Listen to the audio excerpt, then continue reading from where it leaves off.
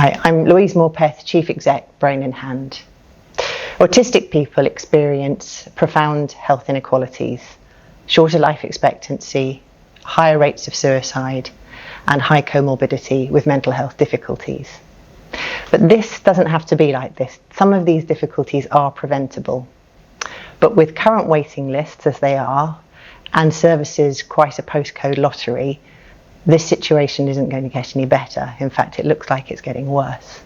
We need to think differently about how we identify people who have high levels of need and how we provide support. In this SBRI3 funded project, we tested this idea. We wanted to see whether using a digital approach was acceptable and effective. We used multi-channel digital media and web-based screening to engage people who were 16 to 25 who were either diagnosed autistic or thought they were likely to be autistic or on the waiting list. And we were quite surprised by what we found. In 6 weeks of using this approach, we identified 250 people who met the threshold.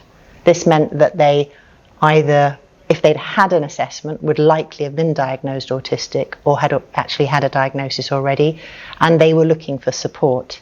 But not only that, within that group, the rates of anxiety were running at 80% and likely clinical depression at over 2/3.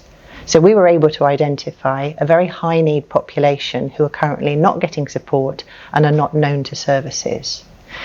Not only that, we found that this approach enabled us to reach people who are typically described as hard to reach. We were able to reach the LGBTQ+ community and people living in deprived areas.